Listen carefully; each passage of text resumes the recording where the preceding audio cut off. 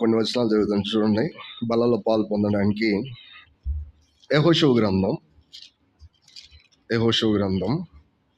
14వ అధ్యాయము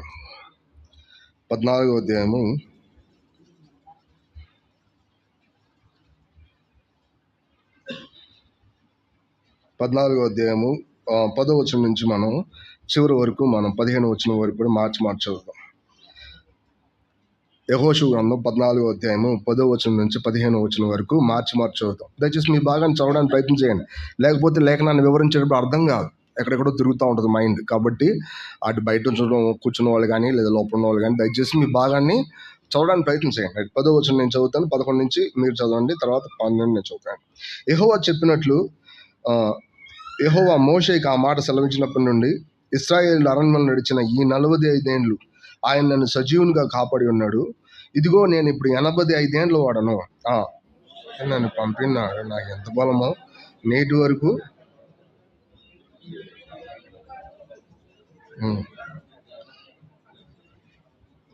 రైట్. 12వ వచనం, 13వ వచనం నేను చదివేటప్పుడు ఇక్కడి నుంచి సౌండ్ రావాలి నాకు, ఎక్కడి నుంచి, నా రైట్ సైడ్ నుంచి. మరి ఏం చేస్తాను నాకు తెలియదు, మరి వాస్తవం. రైట్, గమనించి 13వ వచనం చదివేటప్పుడు సౌండ్ రావాలా. కాబట్టి ఆ దినమున యెహోవా సెలవు ఇచ్చిన ఈ కొండ ప్రదేశం నాకు దయచేయము. అనాకీలను ప్రాకారములు గొప్ప పట్టణంలో అక్కడ ఉన్న సంగతి ఆ దినము నీకు వినపడేను. యెహోవా నాకు తోడైన నీడల యెహోవా సెలవు ఇచ్చినట్లు వారి దేశంను స్వాధీనపరుచుకుందను. కాలేబు దీవించారు, హెబ్రోను స్వాస్థ్యంగా ఇచ్చాను. కాబట్టి హెబ్రోను ఎప్పుడున్నా ఆయన కెనేజీని కుమారుడైన కాలేబునకు నేటి వరకు స్వాస్థ్యంగా ఉన్నది. పూర్వం హెబ్రోన్ పేరు కలిసి చూద్దాం. పూర్వం హెబ్రోన్ పేరు కిరెతర్బా. అర్బా అనాకీల్లో గొప్పవాడు. అప్పుడు ఆ దేశం యుద్ధం లేకుండా నెమ్మదిగా ఉండేను. రైట్. నిజానికి ఈ పోర్షన్లో ఎవరు మాట్లాడుతున్నారంటే కాలేబు అనే వ్యక్తి మాట్లాడుతూ ఉన్నాడు. కాలేబు మన పేరు వినే ఉంటాం కదా. యాక్చువల్గా కాలేబు ఎవరి స్నేహితుడు? యాక్చువల్గా ఆయనకి ఇంకో జోడు ఉన్నాడు, ఆయన స్నేహితుడు ఒక ఆయన ఉన్నాడు. ఎవరైనా? యెహోషువ. వీళ్ళిద్దరూ కూడా మరి వాగ్దాన దేశాన్ని, అంటే దాని అర్థం యోర్దానికి అవతల ఉన్నటువంటి ఆ ప్రదేశాన్ని చూడడానికి ముందుగా ఇంకో 10 మందితో కలిపి పంపించబడ్డారు. యాక్చువల్గా ఎందుకు? వేగు చూడడానికి పంపించబడ్డారు. వాళ్ళల్లో వీళ్ళిద్దరు ప్రాముఖ్యమైన వాళ్ళు. వీళ్ళిద్దరిలో కూడా మనం చదువుకున్న ఈ పోర్షన్ ఏంటంటే కాలేబుకు సంబంధించిన విషయం. వాళ్ళు వచ్చేసిన తర్వాత 40 సంవత్సరాల తర్వాత మళ్ళీ ఈ పోర్షన్ జరుగుతుంది. 40 సంవత్సరాల ముందు జరిగింది ఒక పోర్షను, అది సంఖ్యాకాండంలో 13-14 అధ్యాయంలో మనం అది కూడా చదువుతాం. సో ఇప్పుడు ఇక్కడ జరుగుతున్నటువంటి ఈ భాగం ఏంటంటే 40 సంవత్సరాల తర్వాత ఇంకెన్ని సంవత్సరాలు అయినాయి అంటే 40 సంవత్సరాలు అయిపోయినాయి. అప్పటికే ఆయనకి 40 సంవత్సరాలు మొదటి సంగతి జరిగినప్పుడు. తర్వాత 40 సంవత్సరాలు అయిపోయినప్పుడు ఇప్పుడు ఎన్ని సంవత్సరాలు ఆయనకి? 80 సంవత్సరాలు. 80 సంవత్సరాల తర్వాత ఇప్పుడు ఆయన ఏమన్నాడు తెలుసా? యెహోషువ దగ్గరికి వచ్చి, యెహోషువ, మోషే మనల్ని పంపించినప్పుడు నువ్వు ఉన్నావు కదా, అనాకీని చూశారు కదా, ఆ సందర్భంలో ఆ రోజులో మోషే నన్ను పంపించినప్పుడు నాకు ఎంత బలం ఉందో ఇప్పటికి కూడా నాకు అంతే బలం ఉంది. ఎన్ని సంవత్సరాల తర్వాత? 80 సంవత్సరాలు. 40 సంవత్సరాలు, మొత్తం 80 సంవత్సరాల తర్వాత ఆ మాట అంటున్నాడు. ఆయన ఏమన్నాడంటే ఇంట్లోకి బయటికి తిరగడానికి, అంత మాత్రం కాదు, యుద్ధానికి వెళ్ళడానికి రావడానికి కూడా నాకు అంతే బలం ఉంది, నాకేమాత్రం తక్కువ లేదు. కాబట్టి ఇప్పుడు నువ్వు నాకేం చేయాలంటే నాకు కోసం ప్రవచించినటువంటి మోషే ప్రవచించిన ఆ ప్రవచనాన్ని బట్టి నాకు హెబ్రోన్ నువ్వు నాకేం చేయాలా? స్వాస్థ్యంగా ఇచ్చేయి అని చెప్పాడు. హెబ్రోన్ నాకు స్వాస్థ్యంగా అంటే యెహోషువ నీ అంతా నువ్వు కోరుకుంటే కుదరదు అని ఇట్లాగేమనలా. యెహోషువ మోషే ప్రవచించినటువంటి ఆ ప్రవచనాన్ని ఆధారం చేసుకొని నిజమే అది నీకే అని చెప్పి ఏం చేసినా తనకి అలర్ట్ చేశాడు. అంటే దాని అర్థం ఏంటి? అలర్ట్ చేశాడు కాబట్టి ఈయన సామాన్లన్నీ చదువుకుంటాడు. ఇక్కడ కుదరదు. అప్పటికే హెబ్రోన్లో ఎవరు బతుకుతున్నారు తెలుసా? అనాకీలు అనేవాళ్ళు బతుకుతున్నారు. హెబ్రోన్ అనే ప్లేస్లో ఎవరు బతుకుతున్నారు? అనాకీలు అనేవాళ్ళు బతుకుతున్నారు. ఎవరు లేని చోట కాలేబు వెళ్ళి ఇప్పుడు తన సామాన్లు చదువుకోవడానికి కావాల్సిన ఏర్పాటు కాదు ఇది. కానీ ముందుగానే వచ్చి యెహోషువను వచ్చి అడుగుతున్నాడు, ఏమని తెలుసా? ఆ ప్లేస్ నువ్వు నాకు స్వాస్థ్యంగా ఇవ్వు అని అడుగుతాడు. నేను దాన్ని వాడుకుంటాను యాక్చువల్గా అని చెప్పినప్పుడు యెహోషువ, అక్కడ చాలామంది ఉన్నారు, చాలా పెద్ద పెద్ద వాళ్ళు బతుకుతున్నారు, అవన్నీ నీకెందుకు అంటే ఆయన ఏమన్నాడంటే, నువ్వు దాని గురించి పట్టించుకోవాల్సిన అవసరం లేదు. వాస్తవానికి నాకు అప్పుడు ఎంత బలం ఉందో ఇప్పుడు కూడా అంతే బలం ఉంది, యుద్ధానికి వెళ్ళగలను, రాగలను అని చెప్పినప్పుడు యెహోషువ దాన్ని అలర్ట్ చేసినప్పుడు ఇతను వెళ్ళి అనాయకుల్ని ఏం చేశాడు తెలుసా? చంపి స్వాధీనం చేసేసుకున్నాడు. ఎంత గొప్ప విషయం గమనించండి. ఈ భాగంలో మనం అర్థం చేసుకునేది ఏంటో తెలుసా? 40 సంవత్సరాల ముందు కాలేబు ఎట్టున్నాడు, 80 సంవత్సరాల తర్వాత కాలేబు అట్టనే ఉన్నాడు. అంటే తనలో ఏమాత్రం చెల్లించని అచంచలమైన విశ్వాసం మనకు కనపడుతుంది. యాక్చువల్గా పరిస్థితులను బట్టో, వయసును బట్టో, ముందున్నటువంటి ఆ మనుషులను బట్టో అతని విశ్వాసం ఏమాత్రం జారిపోలా. మనం ఒక్క రోజు ఇలా రోడ్డు మీదకి వెళ్ళి వచ్చేసాను, మన విశ్వాసం ఏమవుతుందే, తిరగబడిపోయి ఇక్కడికి రాగానే మనం ఒక రకమైన చూపు కలిగి ఉంటాడు. ఎట్ట తెలిసే, ఎవరు కనపడితే వాళ్ళ మీద పడి మన విశ్వాసం ఒక సంవత్సరం ఎట్టుంటే, రెండో సంవత్సరం వచ్చేసరికి సీనియారిటీ మూలానో లేకపోతే బలహీనతను బట్టి ఏదో రకం ఏమవుతుందో తెలుసా, విశ్వాసం బలహీన రొటీన్ అయిపోయింది. అందుకని ఏమంటుందో తెలిసి మనం పెద్ద కొత్తగా ఏం కనపట్లేదు అన్న, కొత్తగా కనపడకపోవడం, మనం పాతం అయిపోయాం. అది సమస్య, ఇదో సమస్య వాస్తవానికి గమనించేది. దేవుడు ఎప్పుడు ఎట్టంటాడు? కొత్తగా ఉంటాడు. ఎవరి నోట్లోంచి మాట్లాడిన వాక్యం అది మనం అర్థం చేసుకోగలిగితే ఎంత మధురంగా ఉంటుంది అది వాస్తవానికి. యేసుక్రీస్తు అందరికీ ప్రభు అనే పదం మనకు తెలీదా? తెలుసు. కానీ ఇప్పటికీ అందులోంచి మనం నేర్చుకోవడానికి ఎన్నో వందల వర్తమానాలు ఉంటాయి. అది మనకు అర్థం అవ్వాలా. అది మనకు అర్థమైతే బైబిల్ తెరిచినప్పుడల్లా మనకంటే బలహీనలో లేదా చిన్నవాళ్ళు పలికేటప్పుడు కూడా ఆ సత్యం ఎంత ప్రభావవంతంగా ఉంటుంది. ఈ పోర్షన్లో మనం అర్థం చేసుకోవాల్సిన విషయం ఏంటంటే, చెల్లించినటువంటి మరి కాలేబు యొక్క సామర్థ్యం, విశ్వాసం, ఇది మనకు అర్థం అవ్వాలి. మన లైఫ్లో చాలాసార్లు ప్రభు మనల్ని విమోచిస్తాడు అన్న సంగతి మనకు తెలుసు, పాపంలోంచి మనం బయటికి ఇడిపిస్తాడన్న సంగతి మనకు తెలుసు. కానీ ఎలాంటి ఆ సంతోషాన్ని, అలాంటి ఆ కృపని ఆయన మెయింటైన్ చేస్తాడు అన్న సంగతి మనకు అర్థం అవ్వాలి. ఎవరు మెయింటైన్ చేస్తారు అది? ఇక్కడ చూడండి, కాలేబు చెప్పేది అదే. ఆయన ఏం చెప్తాడు తెలుసా? నేను 40 సంవత్సరాల క్రితం ఎటువంటి బలాన్ని కలిగి ఉన్నానో తిరిగి 80 సంవత్సరాలప్పుడు కూడా అట్లాంటి బలాన్ని కలిగి ఉన్నానంటే, నేను కాపాడుకోవడం మాత్రమే కాదు, నన్ను మెయింటైన్ చేసింది ఎవరో తెలుసా? నా దేవుడు. యాక్చువల్గా కృపలో భద్రపరిచే దేవుడు యందు మనం విశ్వాసం ఉంచినప్పుడు అది ఎంతో సామాన్యంగా అన్ని సంవత్సరాలైనా ఒకేలాగా అచంచలంగా కనపడుతుంది. యాక్చువల్గా అది మనకు అర్థం అవ్వాలా. విమోచకుడిని మాత్రం అర్థం చేసుకోవడం కాదు, మన బలాన్ని దాచి ఉంచగలిగి మనల్ని ఎప్పటికప్పుడు బలవంతులు చేసే కృప కలిగిన దేవుడి మీద కూడా విశ్వాసం ఉంచడం అవసరం. ఇది ఎట్టుంటుందన్నా? ఎడతెగ్గ ప్రతిరోజు నీతో కలిసి పనిచేసి నిన్ను బలపరిచే దేవుడి మీద విశ్వాసం ఉంచడం. అంతేకాదు, ఆయన దేని కోసం నిన్ను నియమించాడో ఆ పని చేసే వరకు కూడా నిన్ను ఏమాత్రం వెనక తగ్గనీయకుండా నిన్ను అంతకంతకు ఏం చేస్తాడు తెలిసే, బలవంతుని చేస్తానే ఉంటాడు. నువ్వు ఏం చేయాలని ఎదిగి చూడవసరంలా, నువ్వు ఆయన చేతిలో పెట్టుకుంటే చాలు. నీకు చెప్పిన పని ఆయన నెరవేర్చే వరకు నిన్ను అలా బలవంతుని చేస్తానే ఉంటాడు. అటు తర్వాత కాలేబు గురించి పెద్ద మాటలేం లేవు. ఇక గమనించండి, అతడు దేన్ని సంపాదించుకున్నాడంటే హెబ్రోన్ని సంపాదించుకున్నాడు. హెబ్రోన్కి ఉన్న ముందు పేరు ఏంటి తెలుసా? కిర్యత్ అర్బా. ఎందుకు ఆ పేరు పెట్టారంటే, అర్బా అనేవాడు అనాకీల్లో చాలా గొప్పవాడు. వాడు ఆ ప్లేస్ని పూర్తిగా మరి క్యాప్చర్ చేశాడు. అతని చేతుల్లోంచి బయట తీసుకోవాలంటే చిన్న విషయం అది. ఎట్టుంటారు తెలిసిన మనుషులు? 9 అడుగుల పైన ఉంటారు ఒక్కొక్కళ్ళు. ఎన్ని అడుగులు ఉంటారు? 9 అడుగులు. రెఫాయిల్ వంశం అనాకీల వంశం నుంచి వచ్చినటువంటి చిన్న బ్రీడ్ మాత్రమే. నెఫీలు, అనాకీలు. ఆది కాలంలో మనకి నెఫీలు కనబడతారు. నెఫీల్లోంచి కొంచెం బయటకు వస్తే అనాకీలు కనబడతారు. అనాకీల నుంచి బయటకు వచ్చిన వాళ్ళు రెఫాయిల్ అవుతారు. ఈ రెఫాయిల్లో ఉన్నటువంటి గొప్పోడు ఎవడంటే గాతువాడైన గొల్యాత్. వీడు 9 అడుగుల 6 అంగుళాలు ఉంటే అనాకీలు ఎట్టుంటారు? ఎంత బలంగా ఉంటారు.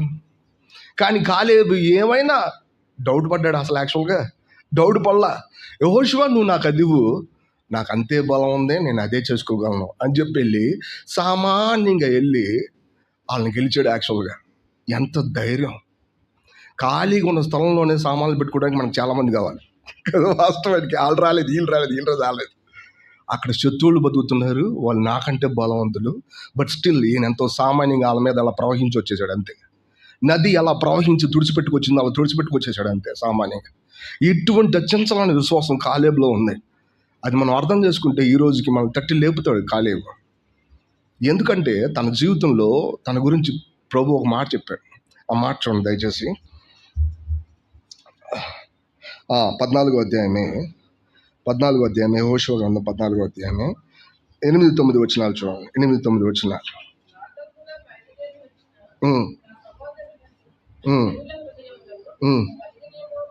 ఉమ్, కరగ చేయగా ఉమ్, ఉమ్, ఉమ్.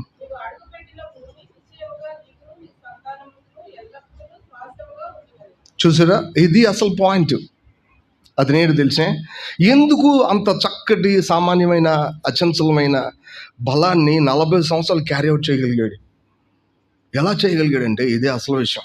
మోషే చెప్తున్నాడు, తన ప్రాఫెసీ చెప్తుంది. ఎందుకంటే నా సేవకుడైనటువంటి కాలేబు నన్ను ఎట్లా వెంబడించాడంట, నిండు మనసుతో. మనసులు అందరికీ ఉన్నాయి, కానీ ప్రభువుని వెంబడించేటప్పుడు నిండు మనసు అనేది చాలా కష్టమైంది. నిండు మనసు అనే పదానికి అర్థం ఏంటంటే, ఈ బాటిల్లో ఉన్నటువంటి చివరి వరకు ఉన్న కంప్లీట్గా ఉన్న ఆ నీటి బొట్టు కంప్లీట్గా ప్రతిదీ కూడా మరి పరిపూర్ణంగా ఉండడం, అదే సమయంలో ఎవరి కోసం చేయబడిందో వాళ్ళ కోసం పూర్తిగా ఇవ్వడం అని అర్థం. గమనించండి, మన జీవితంలో నిండు మనసు అనే దాని గురించి చెప్పడానికి చాలా ఉంటుంది. అది పెద్దగా వివరించడానికి నేనేం చేయట్లేదు. అది మనకే తెలుసు. మన తలంపులు రోజంతా ఎవరి కోసం ఆలోచిస్తాయో మనకి తెలుసు. మన యొక్క నిర్ణయాలు, మన యొక్క ఎమోషన్స్ దేనికోసం ఫీల్ అవుతాయో మనకి తెలుసు. మనకున్నటువంటి బాధ్యతల గురించి ఆలోచించొద్దు అని ఈ వాక్యం చెప్తుందని, లేదా నేను చెప్తున్నానని మీరు అనుకోవద్దు. ఎందుకో తెలుసే, మనకున్న ప్రతి విషయాన్ని దేవుడు కన్సిడర్ చేస్తాడు. ప్రతి దాని విషయంలో ఆయన బాధ్యత వహిస్తాడు. సమస్య అంతా ఏంటంటే, ఆయనకి బాధ్యత వహించేలాగా ఆయనకి మొదటి స్థానం ఇవ్వగలుగుతున్నామా లేదనేది అసలు సమస్య. నా సేవకుడు అయిన కాలేబు నిండు మనసుతో నన్ను అనుసరించాడు కాబట్టి అతను అడుగుపెట్టిన ప్రతి చోట ఏం చేస్తాను తెలుసా, ఆయనకి నేను ఇస్తాను. యాక్చువల్గా భూమి దాని సంపూర్ణత ఆయన ప్రజలకు ఇస్తాడు. యాక్చువల్గా చాలాసార్లు మన అనుదిన జీవితంలో మనకేమైనా వాగ్దానాలు పరిపూర్ణంగా మనం జరగకపోవడానికి కారణం ఏంటంటే, ఇది ఒక్కటే ప్రాబ్లం. ఏంటో తెలిసే, నిండు మనసుతో ఆయన మనం వెంబడించకపోవడం, నిండు మనసుతో ఆయన అనుసరించడానికి మన జీవితంలో సరైన నిర్ణయం చేయకపోవడం. గమనించండి, ఏం చూసి నిజానికి కాలేబు ఆ పని చేయగలిగాడు? ఐగుప్తుల నుంచి బయటకు వచ్చిన చాలామంది గుంపులో యెహోషువ, కాలేబులు కూడా ఎక్కడి నుంచి వచ్చారు? ఐగుప్తులోంచి బయటకు వచ్చారు. వీళ్ళిద్దరూ బయటకు వచ్చిన తర్వాత వాళ్ళ మధ్యలో ఎర్ర సముద్రం ఎట్ట పాయలేందో చూస్తారు. అరణ్యంలో ప్రభు ఎట్లా నడుపుతున్నాడో చూశాడు. వాళ్ళ జీవితాలు ఏది తక్కువ కాకుండా మోషే నాయకత్వంలో దేవుడు ఎంత బాధ్యత కలిగి ఉన్నాడో వాళ్ళకి తెలుసు. వాళ్ళ జీవితంలో దేవుడు ఏం చెప్పాడు అది చేయడానికి ఆయన సామర్థ్యం కలిగి ఉన్నాడు అనే సంగతి కాలేబుకు పూర్తిగా అర్థమైంది, ఒక మాట చెప్పాలంటే. కానీ అనేకులైనటువంటి ఎర్ర సముద్రం దాటి వచ్చిన వాళ్ళు ఉన్నారు, అరణ్యంలో చాలా దూరం నడిచిన వాళ్ళు ఉన్నారు, ఎవరిదాన్ని సమీపంగా వచ్చిన వాళ్ళు. వీళ్ళందరూ ఆ మాట అనలే. అక్కడ రాయబడింది, జనుల హృదయం కరగజేయగా. జనుల హృదయం కరిగిపోయిందంటే ఎందుకు కరిగిపోయింది? ఆయన ప్రేమ వాత్సల్యాలను బట్టి కాదు. మనం ప్రవేశించబోయే ఆ దేశంలో ఉన్న మనుషులను చూసి వీళ్ళ హృదయం అంతా ఏమైపోయిందంట, కరిగిపోయిందంట. అంటే దాని అర్థం చూడండి, ఒకసారి చూద్దాం మనం. అది కూడా సంఖ్యాకాండం 13వ అధ్యాయం. ఎందుకంటే ఈ పోర్షన్లో అక్కడ రాయబడి ఉంటుంది. సంఖ్యాకాండం 13వ అధ్యాయం, 13వ అధ్యాయము 25 నుంచి మనం చదివితే క్లియర్గా ఉంటుంది ఒకసారి. చాలండి.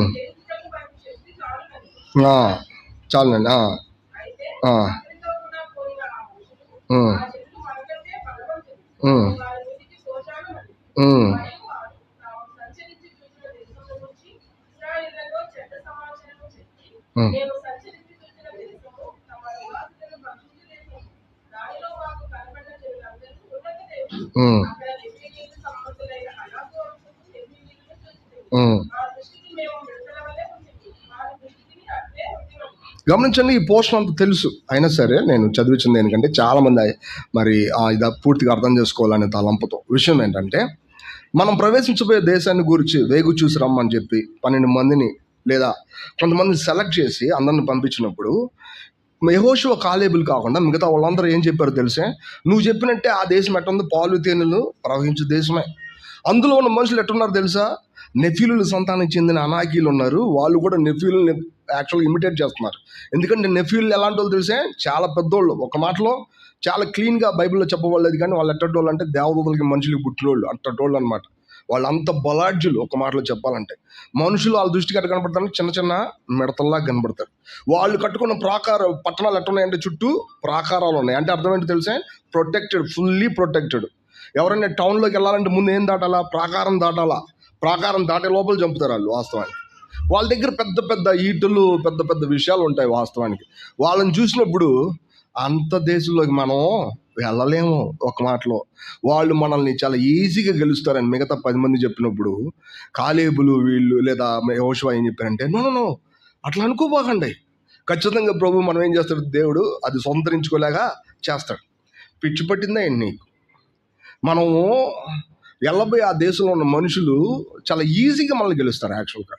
ఇది నిజమేగా. దాన్ని చెడ్డ సమాచారం అని ఎందుకంటారు? యాక్చువల్గా చెడ్డ సమాచారం అని రాయడానికి బైబిల్లో ఏం రైట్స్ ఉన్నాయి అక్కడ వాస్తవానికి? ఎందుకంటే ఏదైతే వాగ్దానం చేశాడో దేవుడు, దాని మీద నుంచి కలిగిన విశ్వాసం వల్ల కలిగిన ఆ మాటలే కరెక్ట్. మిగతా అన్నీ ఏమవుతాయి తెలుసా? చెడ్డ సమాచారం. దేవుడు మన జీవితంలో వాగ్దానాలు చేశాడుగా. ఏంటి ఆ వాగ్దానం అంటే, స్వాస్థ్యానికి తీసుకెళ్తాను. ఏంటి ఆ స్వాస్థ్యం? నిలకడైన క్రైస్తవ జీవితం, ఏమాత్రం చంచలం లేనటువంటి విశ్వాసం, ఏమాత్రం కూడా మనుషుల వైపు జాలిగా చూడలేనటువంటి పరిస్థితి. మన దేవుడి గురించి మనకు బాగా తెలుసు. ఆయన చెప్పింది తప్పకుండా చేస్తాడు. వాస్తవానికి ఎటువంటి సందేహం లేకుండా మన వైపుగా మనం నిండు మనసుతో అనుసరించాలే కానీ మన దేవుడు మన విషయంలో ఎన్నటికీ తప్పిపోడు. ఇది స్వాస్థ్యం. పాలు తేనెలు ప్రవహించే దేశం, దానంతటా అది పండే పంట తినటం, నిలకడగా జీవించడం, ఒక మాటలో క్రీస్తు యేసు ప్రభుని ఎంజాయ్ చేయడం, ఇది క్రైస్తవ జీవితం. సమస్య ఏంటంటే దేవుడిని నమ్ముకుని చాలా సంవత్సరాలు అయినా సరే ఇప్పటికీ కూడా చాలామంది క్రైస్తవులు వాళ్ళు తప్పు ఒప్పులు సరి చేసుకోవడం ఎట్లా అనే దగ్గరే నిలబడ్డారు. తప్పు ఒప్పులు ఉండవా? ఉంటాయి. తప్పు ఒప్పులు సరి చేసుకోవద్దా? చేసుకోవాలి. నీకు అంతకు మించి క్రీస్తు ఇంకా ఎక్కువ తెలియలేదా?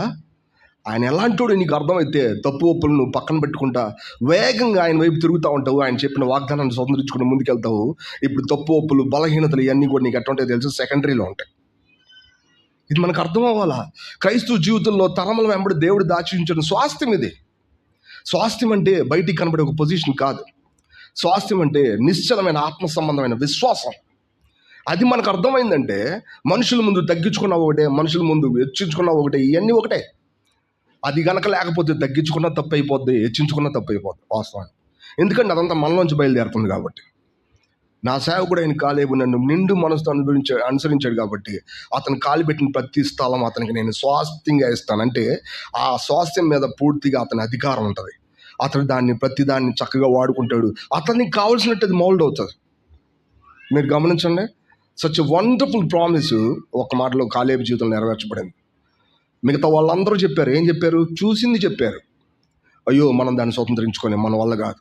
ఇంకో మాట చెప్పాలంటే యెహోషువ కాలేబులు అట్టనబాకండి అయ్యా, మనం తప్పకుండా దాన్ని స్వతంత్రించుకుంటామంటే మిగతా వాళ్ళందరూ కోపం వచ్చి రాళ్ళు రువి చంపాలనుకున్నారు. ఎవరిని?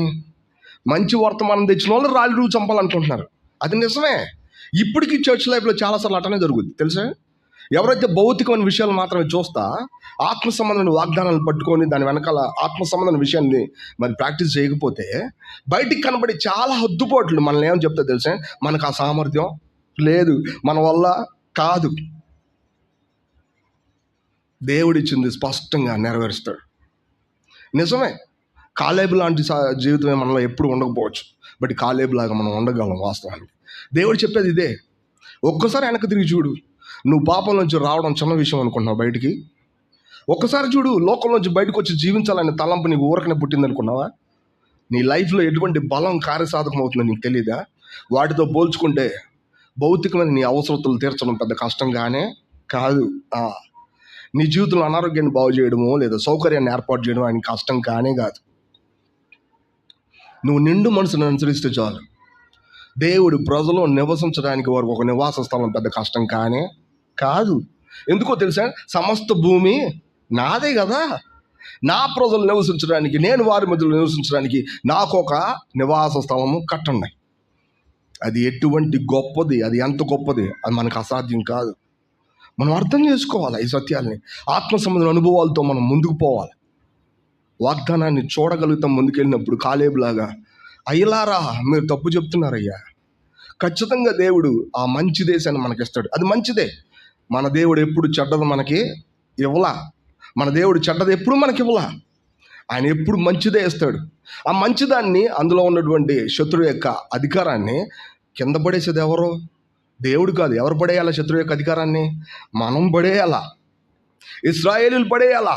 అమోరీల్ని పక్కకు తోలాలా, మోయాబీల్ని పక్కకు తోలాలా, అమాలేకీల్ని పక్కకు తోలాలా, హిత్తీల్ని పక్కకు తోలాలా. ఎవరు తోలాలి? దేవుడి ప్రజలు తోలాలా. దేవుడి యొక్క వాగ్దానం చేత పట్టుకొని కాలేబు లాంటి విశ్వాసులు తోలాలా వాస్తవానికి. ఆడ తోలకపోతే సమస్య. వాళ్ళు ఎంత పెద్దోళ్ళు అనేది అసలు సమస్యగానే కాదు. దేవుడు నీకు ఎటువంటి వాగ్దానం ఇచ్చాడు అనేదే అసలు విషయం. నా సేవకుడైన కాలేబు నిండు మనసుతో నన్ను అనుసరించాడు అనే పదానికి అర్థం ఏంటో తెలిసే? తన సొంత స్వయాన్ని ఏమాత్రం మిక్స్ చేయలేదు అని దాని అర్థం. చాలాసార్లు మనం దైవిక వాగ్దానాలకి ఎక్కువ సమయం ఇవ్వనందున, ఎక్కువ ప్లేస్ ఇవ్వనందున మానవ స్వయం, మానవ ప్రేమలు కలిపి మాట్లాడతాం. వాస్తవానికి క్షమించండి, సత్యం ఎప్పుడు సత్యమే, సత్యం కానిది ఎప్పుడు అసత్యమే. మన జీవితంలో మనం చేసే శరీరానుసారమైన తప్పు ఎంత ప్రమాదకరమో, శరీరానుసారమైన ప్రేమ కూడా అంతే ప్రమాదకరం. మనకు అర్థం కాదు. ఎందుకో తెలిసే? దానివల్ల దేవుడికి వాగ్దానాన్ని స్వతంత్రించుకోలే సామర్థ్యాన్ని విట్టే కోల్పోతాం మనం. ఎంత బాగా అంటే దాన్ని చూసి మిక్కిలి వణికిపోతాం మనం. ఓ దేవుడు అంటే కేవలం చెప్పుకోవడానికి మాత్రమే అని చెప్పుకుంటాం మనం.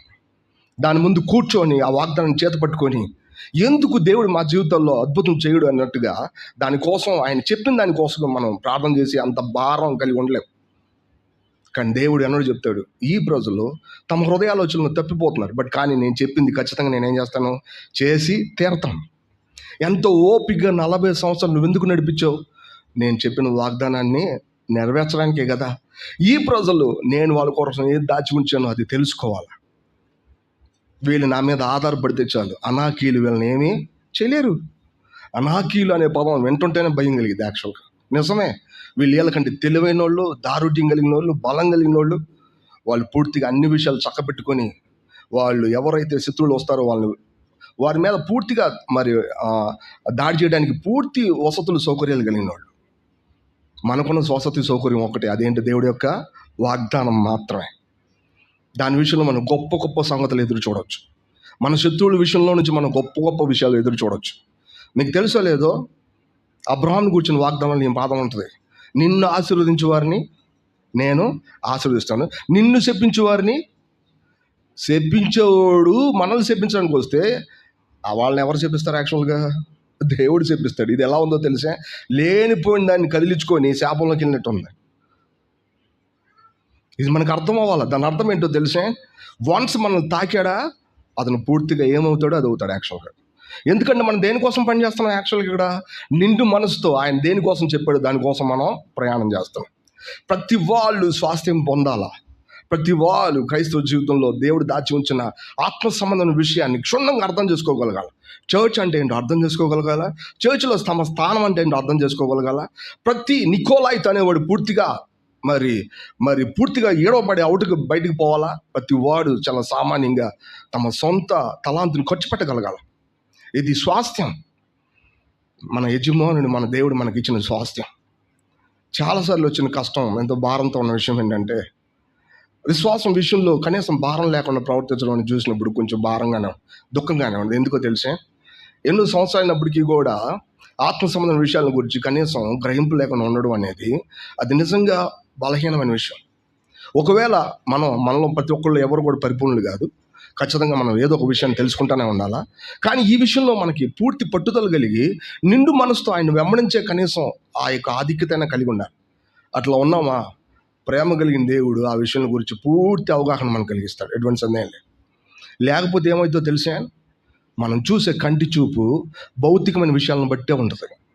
భౌతికమైన సామర్థ్యం ఉంటేనే మనం చేయగలం అనుకుంటాం. భౌతికమైన సామర్థ్యంతో దీన్ని టాలీ చేస్తాం. భౌతికమైన సామర్థ్యం లేనప్పుడు మనం ఓడిపోయామని చెప్పి నిర్ణయిస్తాం.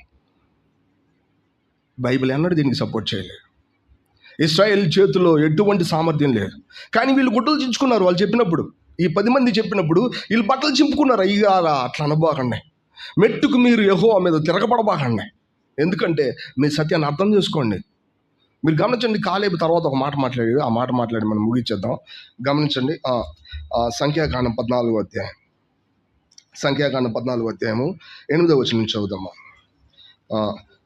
6 నుంచి కూడా చదవచ్చు సిస్టర్, మనం 6 నుంచి చదువుదాం.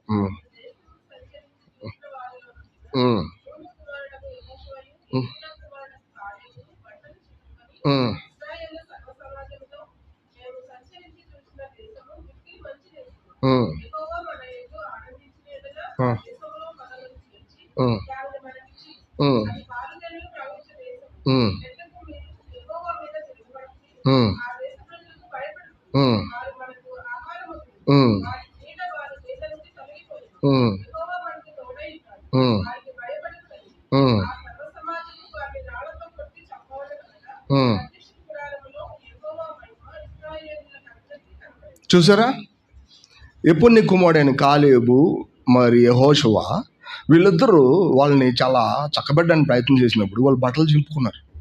అయ్యా దయచేసి మెట్టుకు మీరు యెహోవా మీద తిరగబడబాకండి అంటే వీళ్ళకి పిచ్చి పట్టినట్టుందని మిగతా వాళ్ళందరూ అనుకున్నారు. ఎందుకంటే వీళ్ళ దృష్టి అంతా ఫిజికల్, భౌతికం. కానీ వెంటనే మరి కాలేబు ఏం చెప్పాడు తెలుసా, మీరు యెహోవా మీద తిరగబడబాకండి, ఎందుకంటే ఆయన ఏది చెప్పాడో అది ఖచ్చితంగా చేసి తీరుతాడు. అంతేకాదు, ఆయన పెద్ద మాట అన్నాడు. ఏమన్నాడంటే 8వ వచనం, క్షమించండి 9వ వచనం, మెట్టుకు మీరు యెహోవా మీద తిరగబడకుడి, ఆ దేశ ప్రజలకి భయపడబోకండి, వారు మనకి ఆహారం అవుతారు. ఏంటి ఈ పదానికి అర్థం? వారు మనకేమవుతారు? ఆహారం అవుతారు. అనాయకులను చంపి తినేస్తాడు ఆ కాలేబు. ఒకసారి గమనించండి, తింటాడా? మీరు గమనించండి, అనాయకుల దగ్గర ఎంత బలం ఉందో తెలుసా? వీళ్ళు కనీసం మెజర్ చేయలేనంత పెద్ద బలం. ఒక మాటలో ఆహారం తినగానే ఏమొచ్చింది? మనకి బలం వచ్చింది యాక్చువల్గా. కానీ అనాయకులు మన కాలేబుకి ఏమవుతారంటే శత్రువులు అవుతారు, కళ్ళ ముందున పెద్ద కొండ అవుతారు. ఏమాత్రం కూడా భౌతికమైన సామర్థ్యంతో పక్కకు తొయ్యలేనంత పెద్ద ఒక మన అడ్డు అవుతారు, బండ అవుతారు. ఇట్టటోళ్ళ గురించి కాలేబు ఏమంటాడు తెలుసా? వాళ్ళు మన యొక్క ఫుడ్ అంటాడు. ఏమంటాడు? వాళ్ళు మన ఫుడ్. ఎందుకో తెలుసా? మనం వాళ్ళని గెలిచే కొద్దీ వాళ్ళ బలం అంతా ఎవరికి వచ్చింది తెలుసా? మనకు వచ్చింది. యాక్చువల్గా చాలాసార్లు క్రైస్తవ జీవితంలో ఈ ఆస్పెక్ట్ మర్చిపోయామని చెప్పి తీరాలి. ఏంటో తెలుసా? మనం చాలాసార్లు పాపం నుంచి గెలవడం మనకు అర్థం చేసుకుంటున్నాం, బట్ శత్రువు నుంచి గెలవడం మనం అర్థం చేసుకున్నావా? అది మనకి ఎడతగిన బలాన్ని తెచ్చిపెట్టింది. మన కన్నుల ముందు శత్రువు వలన కలిగిన పరిస్థితులు ఉన్నాయనుకోండి, ఇప్పుడు మనం తినడానికి మంచి విందు భోజనం దొరికిందని దాని అర్థం. గమనించండి, ఎందుకో తెలుసా? శత్రువుని గెలిచిన ప్రతిక్షణం మీ బలం, మీ కండరాలు ఆ బలంతో ఏమవుతాయో తెలుసా?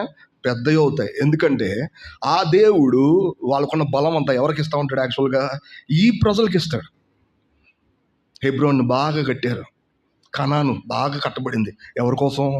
తన ప్రజల కోసం. గుర్తుపెట్టుకోవాలి, వీళ్ళు గట్ల ఎవరి కోసం కట్టబడింది? అదంతా తన ప్రజల కోసం. మెట్టుకు మీరు యెహోవా మీద తిరగబడబాకండి అంటే వాగ్దానాన్ని మర్చిపోయి ప్రవర్తించబాకండి. ఆ జనులు చూసి మీరు భయపడబాకండి, వాళ్ళు మనకి ఆహారం అవుతారు. ఎంత పెద్ద అండర్స్టాండింగ్ ఉంది కాలేబుకు వాస్తవానికి. మన లైఫ్లో ఇది అర్థం చేసుకుంటే కన్నుల ముందు ఉన్నటువంటి ప్రతికూలమైన సంగతులు తొక్కుకుంటూ పోతూ ఉంటాం. యాక్చువల్గా కలిసి పనిచేయడం అర్థం చేసుకోగలుగుతాం. అంటే మనలో ఉన్న ప్రతి భారం ప్రభు ముందు పెట్టడం అంటే ఏంటో మనకు తెలిస్తే, వాగ్దానాన్ని చేత్తో పట్టుకొని మనం తొక్కుకుంటూ పోతాం. మన కళ్ళ ముందు శత్రువులు నిలబడలేరు. వాళ్ళ అనాయకులు అంత పెద్దోళ్ళు కావచ్చు, మనం వాళ్ళ గురించి కన్సిడర్ చేయాల్సిన అవసరమే లేదు. వాస్తవానికి మన లైఫ్లో ఇటువంటి బలం మనం అపేక్షించాలా? ఓ దేవా, చాలాసార్లు మీరు ఇచ్చే బలంలో ఒక వంతు ఇది ఏంటంటే, ఒక పక్క ఇదేంటంటే మా శత్రువుల్ని గెలవడం వల్ల వచ్చినటువంటి బలం. ఇందులో ఎటువంటి గర్వం లేదు, ఇందులో ఎటువంటి ప్రైడ్ లేదు. ఎందుకో తెలుసా? కాలేబు యొక్క బలాన్ని అలా చక్కగా కాపాడింది ఎవరు? తను ఎవరి మీద అయితే నిండు మనసును పెట్టుకొని ఉన్నాడో ఆయన కాపాడాడు యాక్చువల్గా. లేకపోతే 80 సంవత్సరాలప్పుడు అనాయకుల్ని ఇలా చుట్టేసుకొని రాలేడు అతను. వస్తాడా? ఎంత సర్వసామాన్యంగా అంత పెద్ద భూభాగాన్ని ఇట్లా గెలిచి, ఇంకా బైబిల్లో చాలా మాటలు ఉంటాయి. అటు తర్వాత దేశం నిమ్మలంగా ఉంది, యుద్ధాలు ఏమి లేవు అన్నాడు. అంటే అర్థం ఏంటో తెలుసా? కాలేబు పరిపూర్ణంగా హెబ్రోన్ని పూర్తిగా ఆక్యుపై చేసుకున్నాడు. ఒక పక్క తక్కువ, ఒక పక్క ఎక్కువ కాదు, పరిపూర్ణంగా. మన జీవితంలో మనం అర్థం చేసుకోవాలి, ప్రభు మన కొరకు దాచి ఉంచిన స్వాస్థ్యం ఎవరిదో కాదు, మనదే. మనం పొందాలంటే మన కళ్ళ ముందున్న వాగ్దానాన్ని పట్టుకుని నడవడం నేర్చుకోవాలి. మనం చాలా సింపుల్గా మనకున్న బలహీనమైన విషయాల వైపు చూస్తా వాగ్దానం రుచి లేనిదిగా చూడడానికి లేనే లేదు. వాగ్దానం మిక్కిలి ఐశ్వర్యవంతమైంది, అది ఎంతో సామర్థ్యం కలిగింది, మనలో ఉన్న విశ్వాసాన్ని పెంచగలిగింది. అది ఒక మాటలో నిబంధన కలిగిన దేవుడు నిబంధన కంటే ముందు వాగ్దానం మనకి ఇచ్చాడు. దాని అర్థం వాగ్దానం మన జీవితం నెరవేర్చడానికి, మనతో చక్కగా వ్యవహరించడానికి నిబంధన అనే పేరుతో ప్రభు మనతో సావధానంగా వ్యవహరిస్తున్నాడు. నా మాటలు మీకు అర్థమైనవి లేదు. అబ్రహాంకి వాగ్దానం ముందుగానే ఇవ్వబడింది. ఆ వాగ్దానం నెరవేర్చడానికి దేవుడు తర్వాత నిబంధన చేసి, ఆ నిబంధన బట్టి అబ్రహాంకి తన వాగ్దానం నెరవేర్చడానికి కావాల్సిన వైపు తీసుకెళ్ళాడు. అంటే అర్థం ఏంటంటే వాగ్దానం ఇచ్చిన దేవుడే వాగ్దానం మీద విశ్వాసాన్ని కూడా పుట్టిస్తాడు. విశ్వాసం కలిగిన వాళ్ళు అనేకసార్లు బలహీనలు అయినప్పటికీ కూడా నిబంధన అనే దాంతో వాళ్ళ విశ్వాసాన్ని మళ్ళా పురిగొల్పుతూ ఉంటారు. ఇది దాని అర్థం. వెనక్కి తగ్గడానికి అసలు కారణమే లేదు. నిబంధన లేదా వాగ్దానం నెరవేర్చబడలేకపోవడానికి కారణమే లేదు. ఇక్కడ సమయం దూరం అవుతుంది, చాలా లేట్ అవుతుంది. మన జీవితంలో మనం ఎవరైనా సరే మనకి ఇవ్వబడిన వాగ్దానం నెరవేర్చడానికి దేవుడికి ఎక్కువ సమయం అవసరం. కాలేబులాగా నిండు మనసుతో ఆయనకి అప్పచెప్పుకుందాం. ప్రభువా, నువ్వు వాగ్దానం చేసేవాడిని తప్పకుండా నువ్వేం చేస్తావు, నెరవేరుస్తావు. నా కన్నుల ముందు విషయాలు పెద్దగా ఉన్నాయి, బట్ వాటికంటే నీ వాగ్దానం చాలా పెద్దది. సమస్త భూమి నీదే కదా. నేను చాలాసార్లు కొంచెం భారంతో ప్రార్థన చేసేటప్పుడు, ఎందుకు మేము కష్టపడాలి, మా కోసం ఏం కాదు కదా, నీ కోసమే కదా. మేము ఎందుకు ఈ విషయాల్లో బలహీనంగా ఉండాలా, ఎందుకు వెనక తగ్గి ఉండాలా అని చెప్పేది జాగ్రత్తగా గమనించాలి. నిండు మనసుతో లేకపోతే కష్టం అబ్బా. నిండు మనసు అనే పదానికి తప్పు మాత్రమే కాదు, నువ్వు చూపించే మంచి ప్రేమ కూడా తప్పు అవుతుంది. నువ్వు చూపించే నీ స్వయం ప్రేమ ఆప్యాయత తప్పు అవుతుంది, అది నిండు మనసు కాదు. గమనించాల. వీళ్ళందరూ సర్వ సమాజం దేన్ని చూసి వీళ్ళని రాళ్ళతో కొట్టాలనుకున్నారు? ఒకసారి ఆలోచించండి. దేన్ని చూసి రాళ్ళతో కొట్టాలనుకుంటున్నారు? బలాఢ్యులైన మనుషుల దగ్గరికి గుడ్డిగా వాళ్ళని నడిపించేస్తున్నారు. మా పిల్లలు, మా వయసు కూడా అందరూ ఏమవుతారు, చచ్చిపోతారు వాళ్ళ దగ్గర. వీళ్ళు తప్పుగా ప్రవర్తించారా? ప్రేమగా ప్రవర్తించారు. ఎవరితో ప్రేమగా ప్రవర్తించారు? తన చుట్టూ ఉన్న జనాంగం, సర్వ సమాజం పక్షంగా. కానీ అది దేవుడి ముందు చెడ్డ సమాచారం. చూడండి ఎంత పెద్ద మాట, చెడ్డ సమాచారం. పాలు తేనెలు ప్రవహించి దేశం ఇస్తానని ఆయన చెప్పినప్పుడు, ఇది మన వల్ల కాదని వీళ్ళు చెప్పి భౌతికమైన విషయాలతో మాట్లాడి చెప్తున్నప్పుడు ఇది చెడ్డ సమాచారం.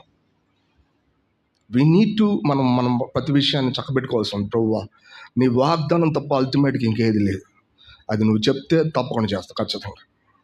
మన జీవితంలో ఇటువంటి విషయాలను గట్టిగా పట్టుకుంటూ నేర్చుకోవాలి. అపోస్తలుడు పౌలు అంటాడు, నా బలాన్ని, నేను చేసిన పనిని కాపాడడానికి ఆయన సమర్థవంతమైనవాడు. 1 తిమోతి 1వ అధ్యాయంలో ఆ పదం ఉంటుంది. పేతురు కూడా అంటాడు, విశ్వాసం వలన, మీ విశ్వాసం పెరగడం వలన మీ సామర్థ్యాన్ని కాపాడే దేవుడు ఎప్పుడు మీకు సమీపంగా ఉన్నాడు. ఈ మాటలను నేను ఎత్తి చూపించి మాట్లాడలేను, యాక్చువల్గా సమయం లేదు.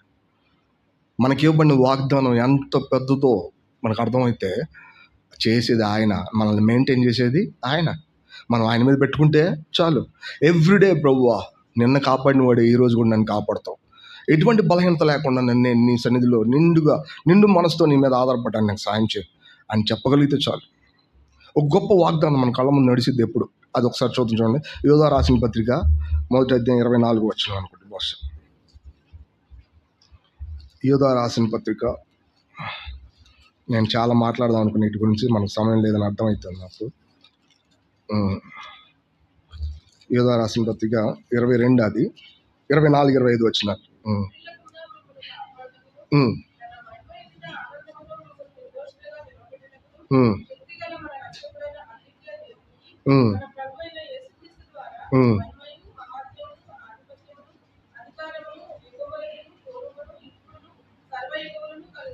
చూసారా, తొట్టిల్లుకుండా మిమ్మల్ని కాపాడడానికి, తన మహిమ ఎదుట ఆనందంతో మిమ్మల్ని నిర్దోషులుగా నిలబెట్టడానికి. తొట్టిల్లటం అనే పదానికి అర్థం ఏంటో తెలిసే, నడిచేటప్పుడు కనీసం అడుగు జారకుండా కూడా ఉండడానికి. మనం చాలాసార్లు తప్పుడు దోవలో వెళ్ళిపోతాం, మనం తప్పు మార్గంలోకి వెళ్ళిపోతాం, తప్పుడు దారిని ఎంచుకుంటాం కూడా స్వయాన్ని బట్టి. మనకి కావాలి పొజిషన్ అనో లేదా మనకి ఏదో కావాలన్నట్టు తప్పుడు మార్గంలోకి పోతాం. కానీ ఇక్కడ విషయం అది మాత్రమే కాదు, మీరు కనీసం స్లిప్ అవ్వకుండా మిమ్మల్ని కాపాడడానికి, తన మహిమ ఎదుట నిర్దోషులుగా మిమ్మల్ని నిలబెట్టుకోవడానికి. నిర్దోషులు అని ఎవరంటారు తెలుసా? దోషం మోపబడిన తర్వాత బోన్లో పెడతారు కోర్టులో.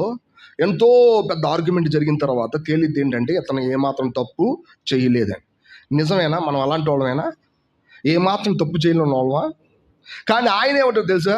వీళ్ళు నిర్దోషులు, వీళ్ళ దగ్గర నాకు చిన్న తప్పు కూడా కనపట్లేదు. ఇలా మెయింటైన్ చేసేది ఎవరో తెలుసా? శక్తిగల మన రక్షకుడైన అద్వితీయ ప్రభువు. ఇక్కడ ఆ పదాన్ని కాదు, శక్తిగల మన రక్షకుడైన అద్వితీయ ప్రభువుకి మన ప్రభు అయిన యేసుక్రీస్తు ద్వారా మహిమయు మహత్యమును అధికారం ఆధిపత్యము ఇప్పుడును యుగమును పూర్వమును సర్వయుగాలకి కలుగును గాక. ఆ పదం ఎంత పెద్దగా రాయబడిందంటే, నువ్వు నీ వైపు చూడటం మానేసాయి అని చెప్తున్నాడు ఆయన. ఆయన స్పష్టంగా చెప్పేది ఏంటంటే, నువ్వు వైపు చూడటం మానేసి దేవుడు నీకు ఏది ఇచ్చాడో దాని వైపు చూసుకో. ఒక మాటలో దాన్ని మెయింటైన్ చేసుకుంటాకి ఆయనకు అప్పచెప్పుకుంటూ చాలు. ఆయన నిన్ను తన బలాన్ని నీళ్ళు అలా మెయింటైన్ చేస్తానే ఉంటాడు. యాక్చువల్ ఇలాంటి రక్షకుడు మనకు ఉన్న సంగతి అర్థం అవ్వాలి. చాలాసార్లు క్రైస్తవులు మనం చక్కబెట్టుకోవాలనుకుంటున్నారు. నిన్ను నువ్వు చక్కబెట్టుకోలేవు. నువ్వు చేయాల్సింది ఒకటే, నువ్వు ఎవరికి అప్పచెప్పుకోవాలా? ప్రభువుకి అప్పచెప్పుకోచాలు.